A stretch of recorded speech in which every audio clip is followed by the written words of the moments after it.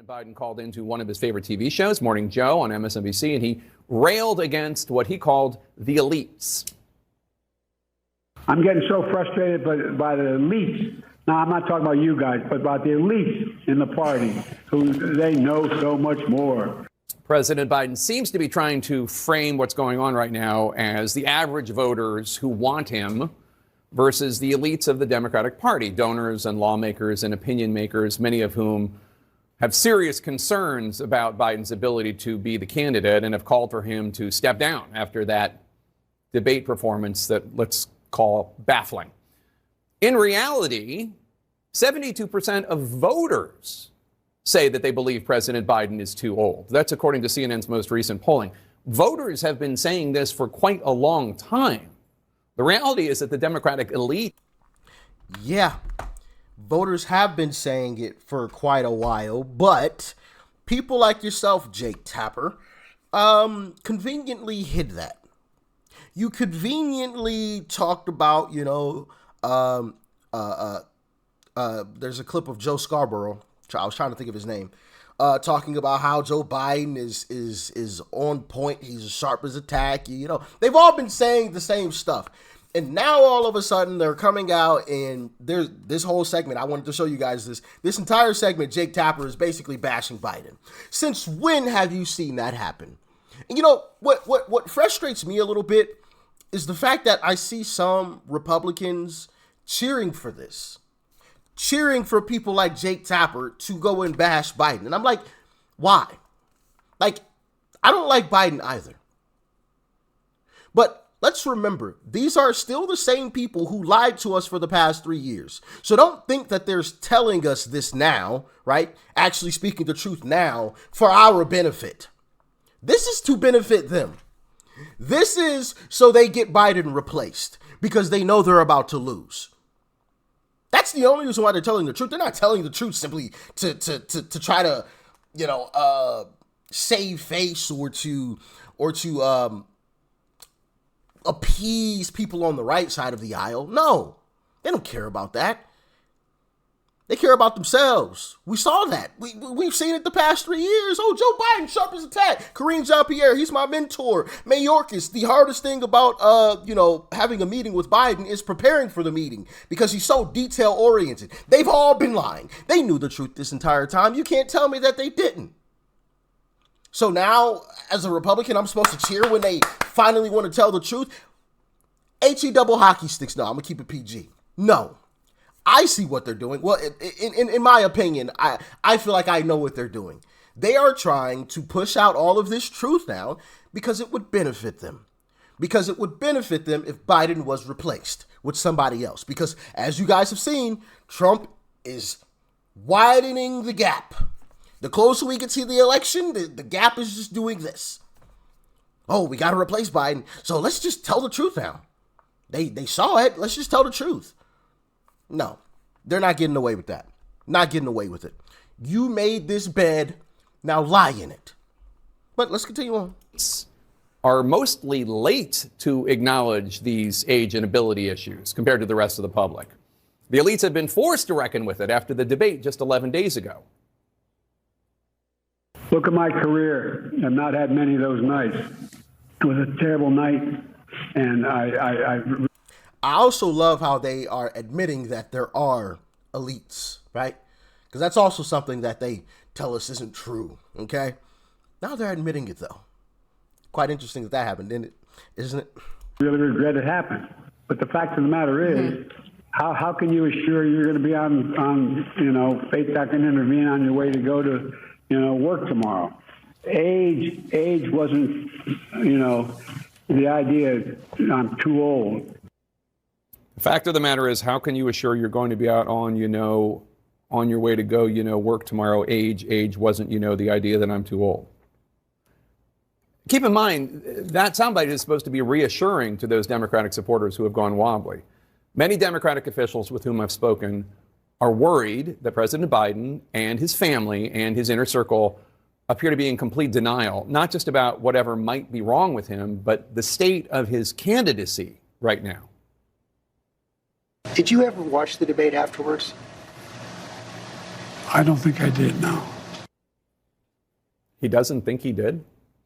After facing increasing pressure to demonstrate in public an ability to take questions and respond cogently for a lengthy period of time live about what he wants to do with the United States, his message, his plans, his policies, the president and his team have not held a press conference to demonstrate just that. He continues to do what he has done sparingly in the past, a short tape sit down with an anchor, in this case, George. Oh, you mean like he did in 2020 when he basically hid in his basement? But y'all said nothing about it. It was all claps and cheers. Oh, we got to get rid of Trump. We got to get rid of Trump. Joe Biden's going to be the uniter in chief. You said nothing about it then, but now you want to complain about it? I see what they are doing. To me, it's just common sense. Now, like I said, y'all can let me know in the comment section if you agree, but no, they're not going to get away with this. Not under my watch. Nope, I'm going to call them out, and I'm going to keep calling them out. You made the bed. Now lie in it. You kept telling us, oh, he's fine, he's sharp as a tack, blah, blah, blah, the whole nine. You did this. Not us. You did this. Stick beside him. Don't try to replace him now. Don't try to, I'm going to call him out now because he's not making any type of sense. Well, he never made any sense before, but you backed him then. They literally just a couple months ago, they were all calling us crazy and MAGA extremists. We were calling out the fact that Joe Biden is senile, right? Deep fakes. Y'all remember that when everybody was sharing the clip of him walking off at the G7 summit?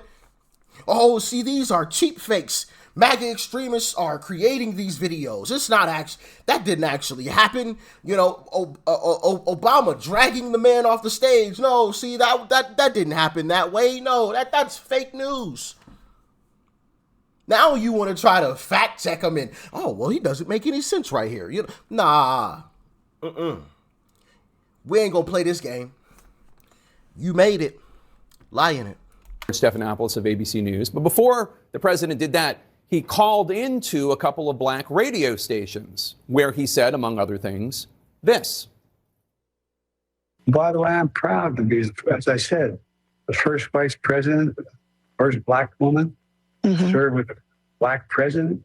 I'm proud of the role of the first black woman in the Supreme Court. There's just so much that we can do because together there's nothing. Look, this is the United States of America.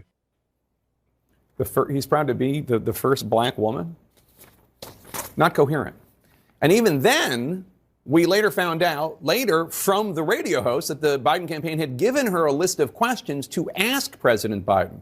That is a huge no-no in journalism, and the host was fired for it, but it remains quite telling that in the Biden campaign's efforts to show that the president has not missed a step, his campaign felt the need to feed questions to the hosts for a call-in radio interview. And the president still, even then, failed to deliver in many of his answers. Now, many elected Democrats are expressing concern about this answer, too, although it was quite coherent. George Stephanopoulos asking him how he would feel if he ultimately loses to Donald Trump, which polls have suggested he will. I feel as long as I gave it my all and I did the goodest job as I know I can do, that's what this is about. As long as he gave it his all and did the goodest job he could do, that's what it's all about, is it? The president has said that Donald Trump, his opponent, poses an existential threat to democracy in the United States. Is his giving it his all and doing the goodest job he can do enough? Democratic Congressman. Yes, it is enough. You gonna stick beside this man. You gonna stick beside him, okay?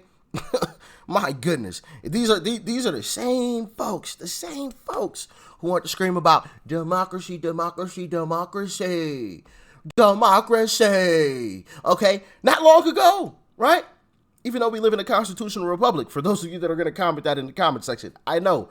I'm just saying what they say. Okay? Democracy, democracy, democracy. Well, the people voted. Democrat voters voted. And they chose Biden. Because you lied to them. You gave them false information.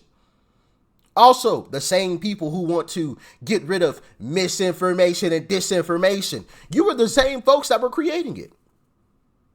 You made the bed. Now lie in it. You believe in democracy. Well, the people voted. That ain't democracy if you just override the people, is it? Okay, then. I rest my case. And Adam Schiff, who's running for Senate in California, he doesn't seem to think so. This is not just about whether he gave it the best college try, but rather whether he made the right decision to run or to pass the torch. President Biden told ABC News and MSNBC this morning that he alone can do this job. He alone can fix it. Who else do you think could step in here and do this? I expanded NATO. I solidified NATO. Most voters think that Democrats have a better chance at keeping the White House if Joe Biden is not the nominee, according to polls. And now, so do some congressional Democrats on the record, and a lot more off the record. Though this morning, President Biden told them he is going to continue his reelection bid despite mounting pressure not to. He said, quote, "The question of how to move forward has been well aired for over a week now, and it's time for it to end. We have one job, and that is to beat Donald Trump," unquote. And elected Democrats agree. But a lot of them just don't think Joe Biden can do it. What I was stressed to the president is this isn't just about you. It's not about loyalty. It's about being pragmatic. We have to be honest with ourselves. It's not just the White House at stake. Right. Of course, there's the House and the Senate and governors' offices and all of the things that they vote on, of course. And whose fault is that? Yours and yours only. You shouldn't have lied. You would have had a different candidate in there if you didn't lie.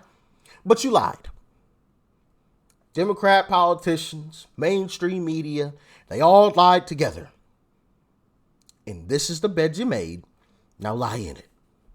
I need to put that on a t-shirt. Goodness gracious. You know, all these folks coming after Biden now, in mainstream media, some of the Democrat politicians coming out, when just not long ago, they were all saying he was sharp as a tack and that the videos were deep fakes and all this kind of stuff.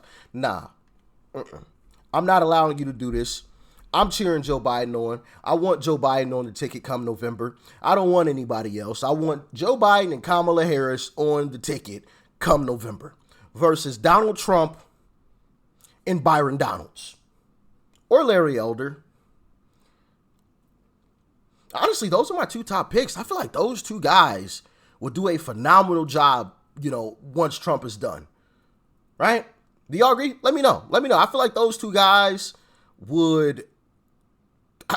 Listen, we've checked out crazy interviews with Larry Elder. He's always on point. I mean, the Breakfast Club interview with Larry Elder. People from the Breakfast Club were talking about how good Larry Elder was.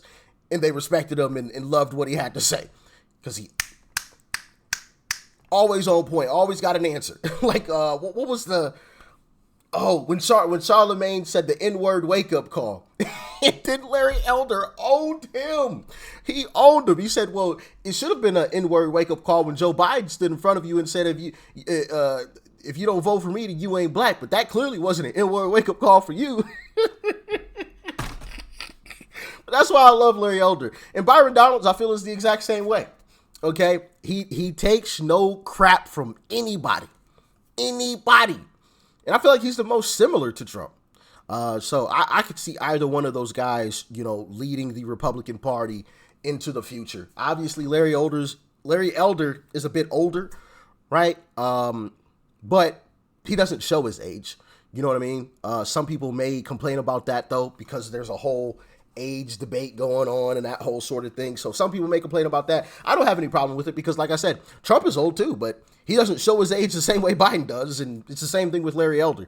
Obviously, Byron is a lot younger, but I don't know. What do y'all think? Let me know in the comment section. I know those guys aren't really on the short list, but hopefully they are on the list somewhere for Trump. And I'm cheering for both of them to be the vice under Trump, because some of the other guys have had some major issues. Doug Burgum said that he would never do business with Trump. JD Vance has said some negative things about Trump. Same thing with Marco Rubio in the past. So part of me questions them just a little bit. They give me a little cause to pause, right? But what do y'all think? Let me know. Y'all stay safe out there. Peace and love. I'm out.